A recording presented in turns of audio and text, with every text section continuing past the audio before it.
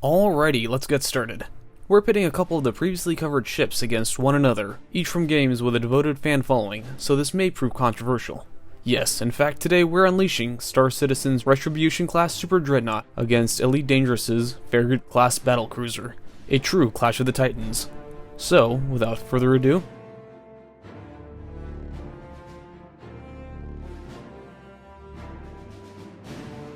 now these two ships were actually covered in previous videos, so I won't be going super in depth on the vessels, and if you want to go see them, the links are in the description below. Instead, I'll do a quick recap of them.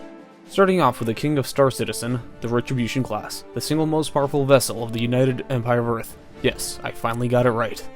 Sporting a highly speculative 830mm railguns as its main weapons, and an assortment of secondary weapons, likely similar to that of an oversized Bengal class carrier.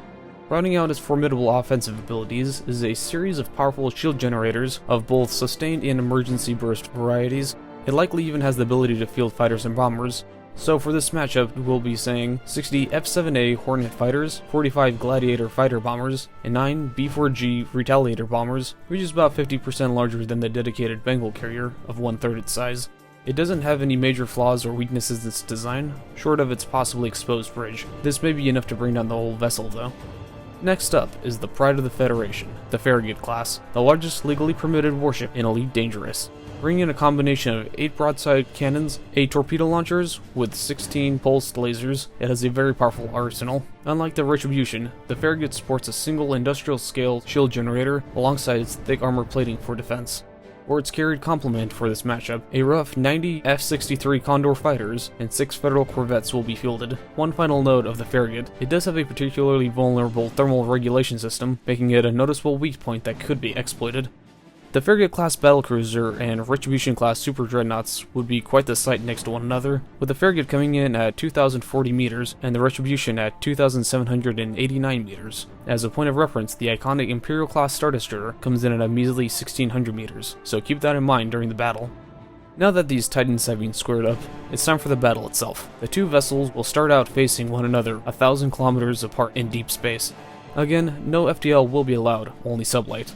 Same thing with their vessel complements, only what they can carry is allowed. Their massive fighter complements will be deployed immediately upon starting the battle, escorting their vessels in a wide defensive screen. Too close and they'd be caught in the maelstrom of the main guns. Otherwise, the edge would be with the Farragut's fleet, mainly due to the 6 Federal Corvettes being the light capital ships that they are.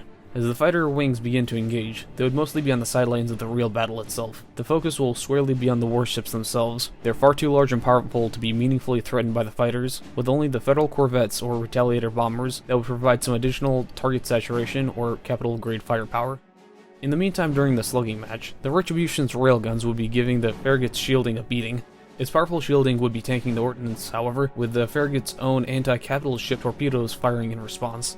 A handful would make it through, though most would be intercepted by point defense arrays. The combined torpedoes and cannons would put the shields under some incredible strain, the burst shields keeping up for now. The Farragut's own shields would be a similar story. As shields would gradually weaken, the thermal systems would be especially vulnerable. This would prompt the only real interjection by the bomber or fighter wings, or if not available then the ship's own shipbuster railguns would concentrate their firepower on it, quickly knocking out a few units. As the radiators and heat sinks are destroyed one by one, the Farragut's weapons would fall silent and followed shortly thereafter by what's left of the shields. The heavy plate armor would be tanking some of the railgun fire, though the thermal control systems would rapidly be shredded, disabling most of the remaining systems. The armor plating would quickly be pummeled and destroyed, taking the ship with it. Any lasting corvettes would be rapidly one-shotted by the railguns, mopping up the last of the vaguely dangerous vessels.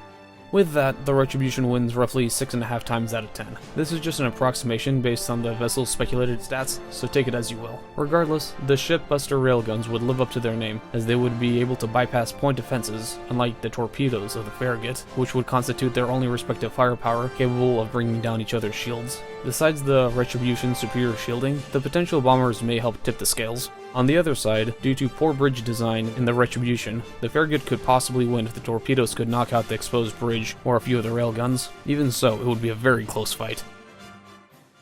And with that, the Farragut and the Retribution have fought out as the behemoths of Elite Dangerous and Star Citizen, showing off their superior shielding once again. If you'd like to see more speculative battles or ship reviews on a future installment, please comment below. Thank you for watching today's episode, hope you enjoyed it. Like and subscribe for more content, and remember, this was your first pass at the Retribution versus the Farragut.